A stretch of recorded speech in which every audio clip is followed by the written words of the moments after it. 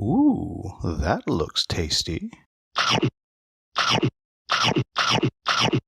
Welcome, folks. Today, the Hungry Gamer is back with another con overview list thing.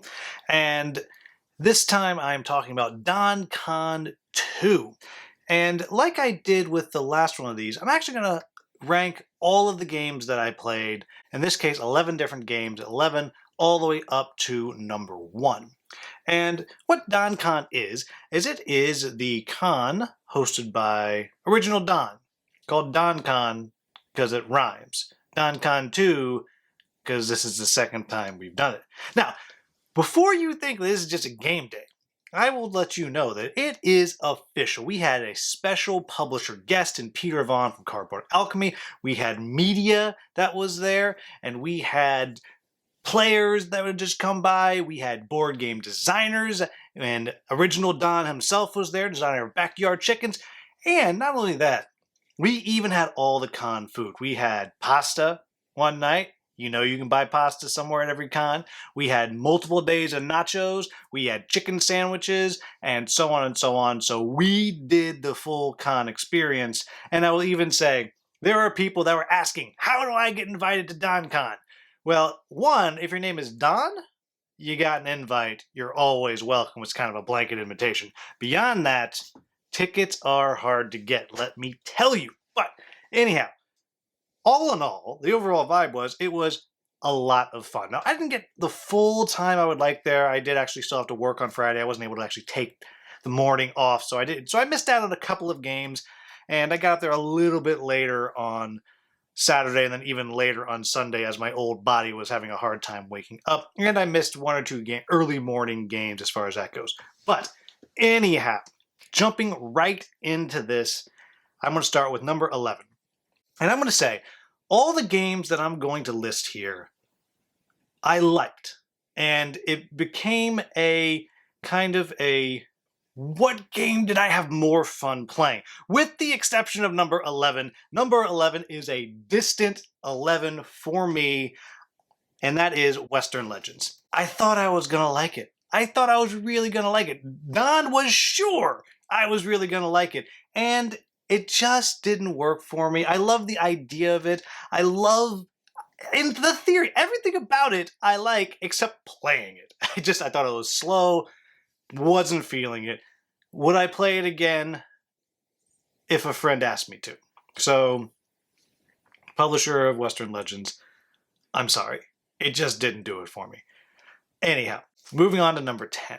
And number 10 was a little bit of a hot number lately, and that is a recently delivered Kickstarter that both Peter Vaughn and Original Don had backed, and that is Distilled. And I had a pretty good time with this. Now, admittedly, I was very, very tired. It was Friday night after a long day of school, and it took me a little while to really grasp it. Not because it's hard, but just because I was tired, and it had been a very rough day. That said, I enjoyed it. What it's felt like to me, and this is a game about distilling different liquors and making whiskeys and gins and all that, and kind of doing set collection, and you're doing a little bit of tableau building a little bit and these kinds of things. And it struck me as, to me, the most fun parts of viticulture. If you know me, you know I'm not a huge viticulture fan. I find it to be exceedingly fragile, meaning it's very easy for me to do one thing, not even necessarily trying to mess somebody up, and then I can screw up 2 whole rounds for them. I like Viticulture World quite a bit. I think it's a really, really good game. But the most fun parts of viticulture to me is most of what you're doing in this game is what it feels like, even though there's no worker placement. So I really did enjoy it. I kind of went down a strategy that I just think was a red herring, that it doesn't seem like it made the most sense to do that. But all in all, I would absolutely play it again. It's a very neat production. I enjoyed it. Good game. Number 10, Distilled. Number 9 is one that you're probably going to hear about from me over the coming year a couple of times. And this one is a prototype that I got to play. And I've played it once before. And it comes at number 9 because this is just the very basest, most basic version of the game. And I know there's going to be different things added into the game as time goes. There's different little modules you can add and kind of up the complexity. And that is Critter Kitchen. And that is going to be Cardboard Alchemy's either next project, maybe it's the one after, but I think it's the next one, with art by Sundara, who did the art for Flamecraft. And this is a worker placement kind of bidding, not quite bidding, but bidding style game of recipe management where you're sending your sous chefs out all over town to get the various recipe ingredients that you need to feed the customers every couple of rounds. And at the end, there's a big critic coming in and trying to serve the best 7-course meal. And it's a very cute game. Really like a lot of what it's doing, but we were only playing the very, very basic elements of the game. It kind of reminds me of how Lions of Lydia, I think, is a very fun game, but if you're just playing the core of that, it's fairly simplistic. But when you start adding in all the different modules, it really starts to cook. And so I'm really kind of waiting for the extra things to come in and it'll really start to cook. And again, everything after 11 are games I had a good time with. So fun game, number 9, Critter Kitchen. Keep an eye out for it. It's going to be very cute, and I'm confident it's going to be a fun one. Well, I'm not confident. I know it's a fun one because it's already a fun one, but you know what I'm saying. Number 8 is Planet Unknown. Now, if you recall, Planet Unknown was in my Games of the Year last year, and it's only landing at number 8 as one of my top 6 games of the year last year. Comes in at number 8. That's how good the games that we played and how good of a time I had this weekend at DonCon2. And Planet Unknown, we got to play with 6 players, I believe. No, 5 players. We played with 5 players, and it plays in about the same amount of time that 2 players does. It's just really, really fast. It's fun. It's just a really good polyomino game. This is coming from a guy who doesn't really like polyomino games. So very, very cool. Planet Unknown, great game, and congratulations that this got nominated for a whole bunch of awards. They won the American Tabletop Award just recently, and they're nominated for a Golden Geek and some Dice Tower Awards. None of those are nearly as prestigious as a Hungry Gamer Game of the Year nomination, but, you know, whatever. You take what you can get, I guess. Then number 7 was a new one to me, and that was one that I've been told for years I need to play, I need to try, I just never did it, and that is Concordia. And just kind of basic vanilla Concordia, we added in one extra card, I forget what it's called, I don't know, it lets you copy the last card that you just played. And this is kind of a foundational Euro game, I'm told. And let me tell you, it looks so dry. It looks so boring, but I gotta tell you, it's a satisfying, fun game. You can kind of push the speed of the game. There's some very interesting choices every time you play the cards. When do you pull the cards back? When do you cash in your production? All those. It's a fun game. It's fun enough that I downloaded the app and I got it and playing it a little bit. And very clever game. I'm glad that they forced me to play it. And I'm even doubly glad that in my first game, I whooped them. I say I whooped them, I won by 2, but I call that whooped. Coming in on number 6. Number 6 is a game that I have not played in probably years at this point, but I never get rid of it because I'm always hoping someone will play it with me. No one wants to play it with me because it's real time. And finally, we played, and that is Sorcerer's City by Scott Caputo, who's a local designer from Skybound Games, and it's just so much fun. And it's so stressful, but it's the good kind of stress. As you're drafting tiles, it's kind of like deck building with tiles, and then you have 2 minutes or 1 minute or 3 minutes to get them all out in the right order and get certain combinations that are going to score you points and magic and gold. You need the gold so you can buy more tiles. You need the magic to boost things. You need the influence to get the rewards. You need the prestige to actually win. It's a great game. I've said before, I think Scott Caputo is one of the best tile laying designers out there, and I stand by it. He did something here that doesn't make sense to me. It does not make sense that you can have a real-time, speed-based game about tile laying with some relatively complex elements in there as far as scoring goes and things that happen. But it really works. It's really a fun game, and I always have fun every time I play it, though it takes up way too much space. You need a house just to play this game, but I'm glad every time that I play it. Coming into number 5. Number 5 is one that I've talked about very highly before. That is Monasterium.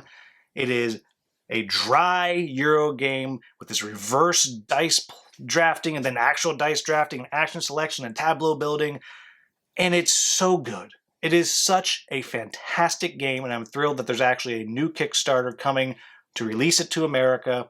Don't know what they're going to add to it, but great game. I love it. And you can check out my solo bot that I made for that as well. Eventually, the designer does have his own official solo that he's going to put out.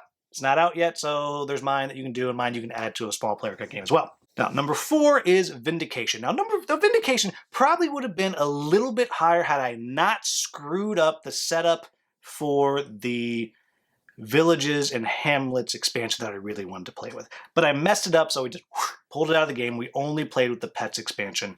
And one of the things that I've been really itching to do is play with all these expansions that I now have, and I just haven't gotten to do it yet. But Vindication is such a tight, clean, fun game. It's just fun.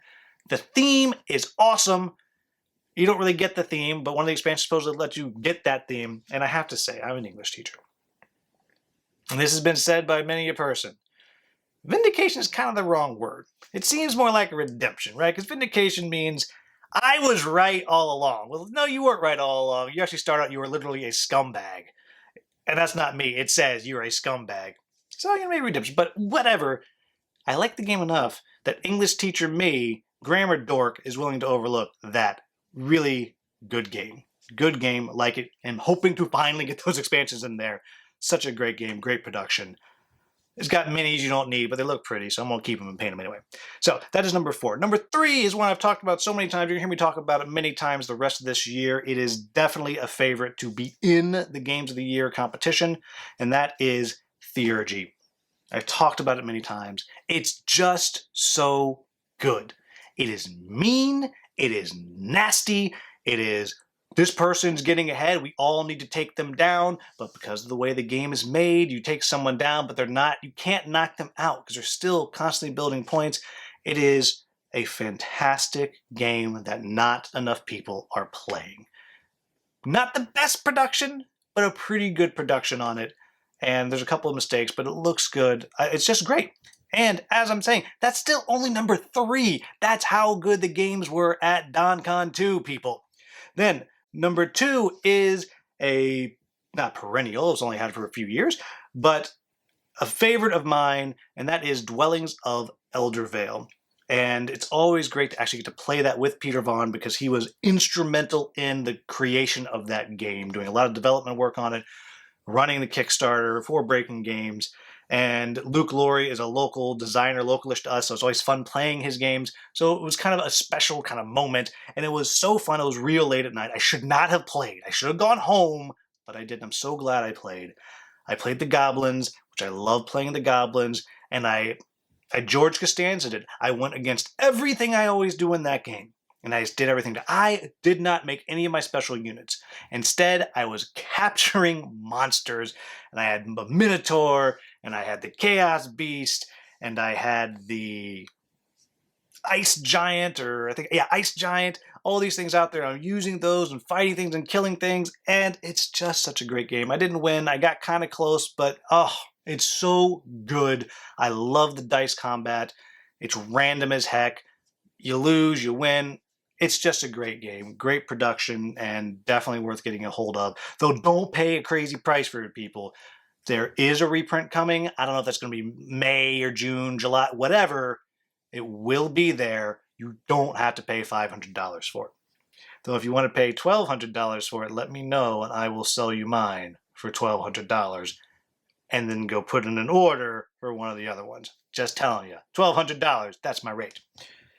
Then coming up on number 1, and this is one that I think I had more fun playing this than everybody else. And I am okay with that because I adore this game. This was one of my Game of the Year winners a couple years ago, and that is Guildmaster. You're running this guild, you're making choices, you're chucking dice, you're watching people make the wrong choice and screw themselves over, screwing yourself over, you're picking the wrong order to do things and not getting what you think you need. It's great. It's great. I love it. It is such a good, the art of the characters is so good. The idea of it is so good. And this is a game that you can get on the relatively cheap, everybody. And it's just a fantastic game that feels like nothing else that I have in my collection. Also, I like it so much, it's another game. I actually have a solo mode that I've made for it, and that you can find on BGG as well. You have to make, I think, 8 or 10 cards, something like that, to play it. But anyhow, that is the top 11 games from DonCon2. I'm looking forward to DonCon 3. If you want to come to DonCon 3, I don't know how. Maybe it can happen. If your name's Don, reach out, because that we can probably make happen. But it was a great time, had by all, great food, good drinks, comfortable, can't beat it. So, as always, if you enjoyed this video, please like, subscribe, share, maybe hit that join button if you're on a computer, or find a little link in the description if you're on your phone and join the channel. As always, thank you so much for watching. Have a wonderful, wonderful day.